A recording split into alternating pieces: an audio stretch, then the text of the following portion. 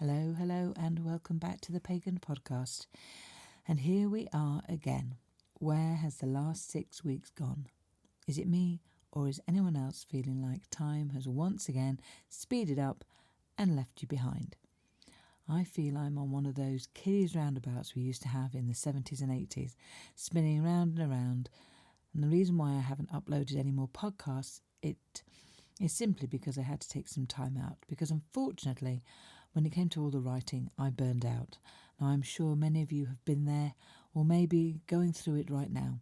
Too many things on your to-do list and too many people asking things of you, trying to split yourself into many different ways, and then the guilt kicks in, doesn't it? And you've forgotten how to say no.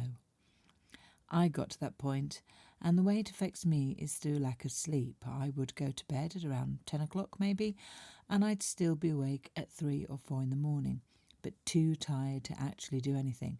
So I just laid there. I was so tired I couldn't even read a book.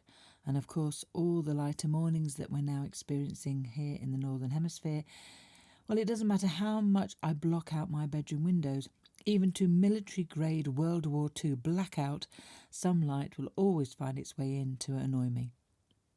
I have tried lots of different techniques over the years, from lovely relaxing music, brown noise, herbal teas, even taking my dog for a late night walk, and of course meditating, but some worked for a while and now I just accept it, and sometimes we need to do that, don't we? We need to accept that we're not going to go to sleep. It doesn't matter what we do. There's no point in stressing about it. We just have to let it go. I didn't want any medications as I don't react particularly well to them. So I suspect I am not alone here on so many different levels, and that the many of you listening in might also be heading to a bit of a burnout or going through one, have been through one in the past maybe. We put so much pressure on ourselves in our daily lives, don't we? And then someone like me comes along and waffles on about the lovely festivals on the Wheel of the Year and all the things you could be doing and having fun alone or with your family. And then we start planning all the lovely things we are going to do alone or with our family. And then, boom, nothing happens. Because for whatever reason, we just can't. We can't fit any more in. And all our plans get scuppered. And then there's a sense of loss, or I suppose being bloody well annoyed with ourselves that we feel we have failed. Well, I say no. That's not what this path is about. This path we tread is about how we walk it personally and not about failure. There is no failure. There are just challenges to get over, get around, or even go under. So today you are going to get my totally lazy way to walk through the summer solstice, because it just doesn't matter. We have nothing to prove, no one to prove any of this to, and in fact, we just don't have to take part. So before we begin, if this is your first time here, then welcome. It's lovely to have you here. Please subscribe for more of my waffling each month and say hello and where you're listening in from around the globe. If you are already a subscriber and always listen in at some point, then thank you once again for supporting the pagan path we all like to tread.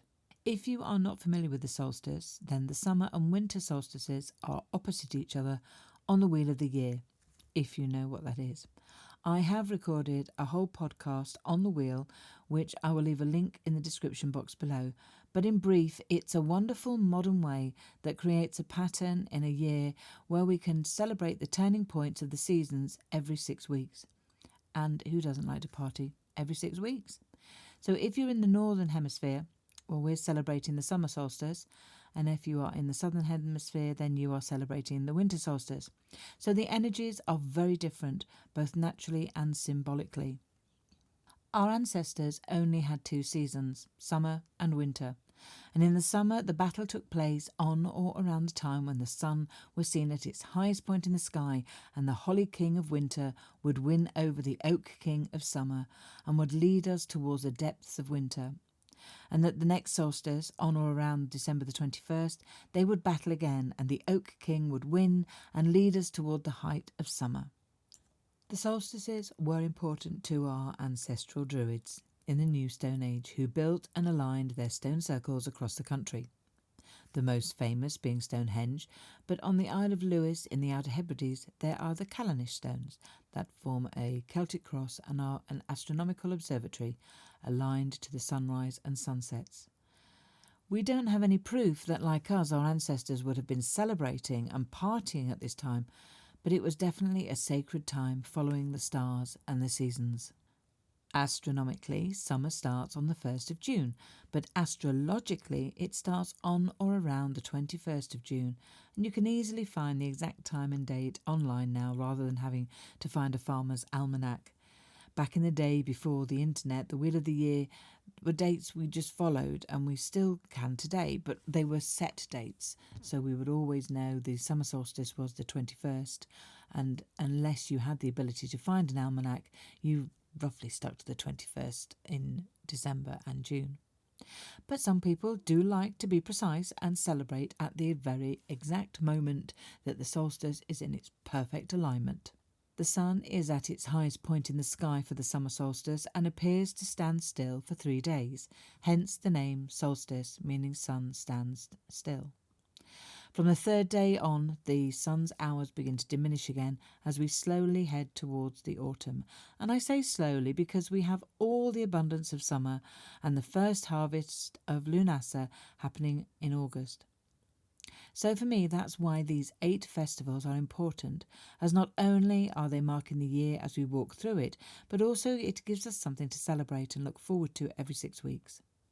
Now, although I don't always celebrate the dates in an elaborate way after 45 years of walking this path, sometimes I even do something in the simplest form of lighting a candle. But I would be lost without these markers and having something to look forward to and knowing I can celebrate however I wish, if I wish.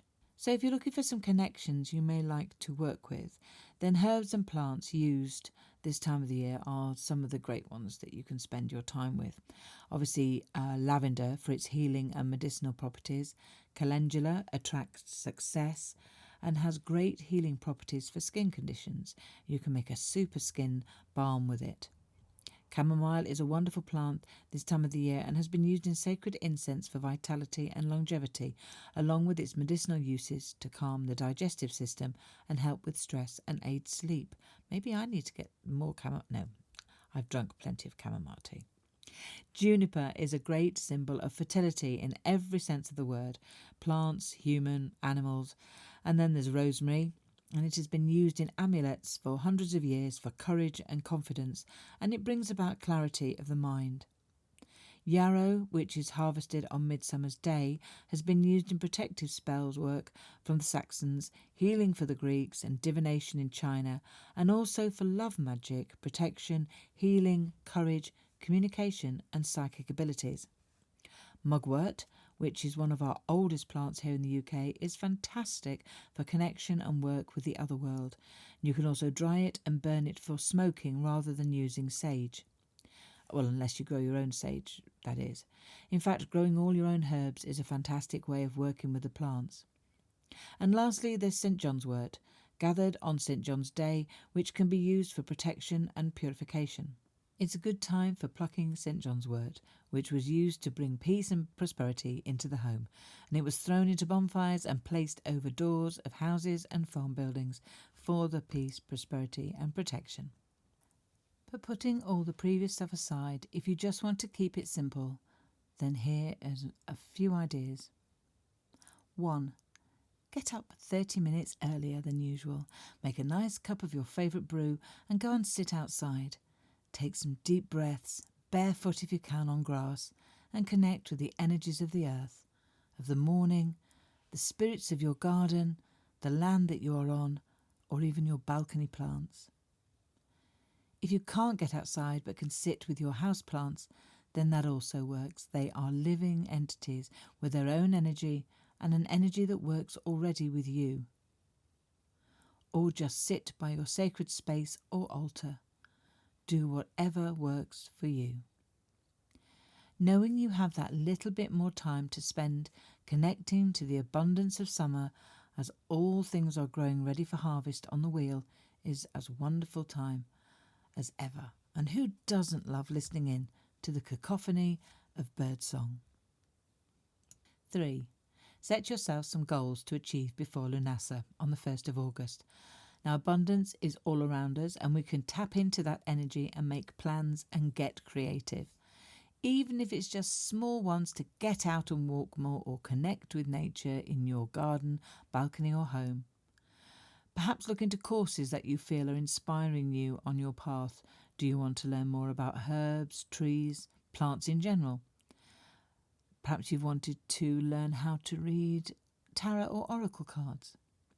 There are lots of courses online, and if they are beyond your budget with some time, you can research a lot of what you need to know by just meditating with your spirit guides and asking them to point you in the right direction that is going to be more cost effective on your path. We are all on an individual path of this experience of being human, and I know I say that quite often, but it's true. We are here to learn, love, appreciate, connect, and be part of the energies that are here. And there is nowhere else our souls can do this. So take that time to connect with your spirit guides, with your spirit animals, and ask them, how do you move forward? What can they advise you on at this time of the year? 4. Watch the sunrise via the live stream at Stonehenge. I will leave a link in the description box below for the live stream page on YouTube through English Heritage. No doubt I will be watching. And 5, the Chalice Well at Glastonbury do a morning event too. I've left the link to their Facebook page because it's broadcast on that any time from around, I think it's 8:30, 9 o'clock in the morning. So that's my offering this summer solstice. I will leave links to my previous podcasts on the solstice in the description box if you wish to listen in. And if you're wondering what I'm doing, well, when I started writing my notes for this podcast, I wasn't entirely sure.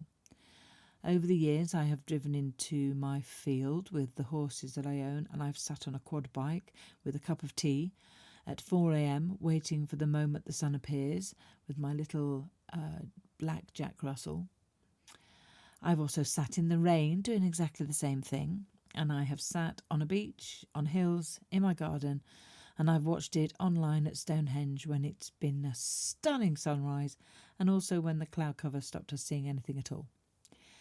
It really doesn't matter what we do or how we acknowledge this shift in energy. But what does matter is that we open our hearts to new possibilities, to the energies, and to bring in more love and radiant light into our daily life and into our hearts. One year, I hope that maybe we can all get together in a field and share the experience. Now, wouldn't that be amazing? This year, though, there's a possibility I am giving a talk on neo-Druidry, as a friend of mine is doing a foraging afternoon, and we're going to walk through some of the fields and tracks around a lake, looking at different things that she's teaching about foraging, and I'm going to be talking about all things Druidry and connecting with the plants and the time of the year and what the sun and the solstice at this time is all about. So that's kind of changed for me. Whereas I was kind of, light my candle, maybe do a little bit something. Now I'm sort of full on going into, no, it's not so much teach, but just talk about.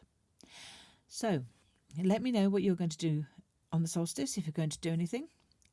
Leave a comment for me. Don't forget to come and find me on Instagram. I don't post huge amounts. Life is far too short to waste it on social media, and I am sick and tired of getting emails from India asking me if I would like help in getting more viewers. No, I wouldn't. People will find me if they are looking for this path. Have a fabulous summer solstice if you are in the northern hemisphere, and winter solstice if you are in the southern. With much love, light and peace in your grove. Bye for now.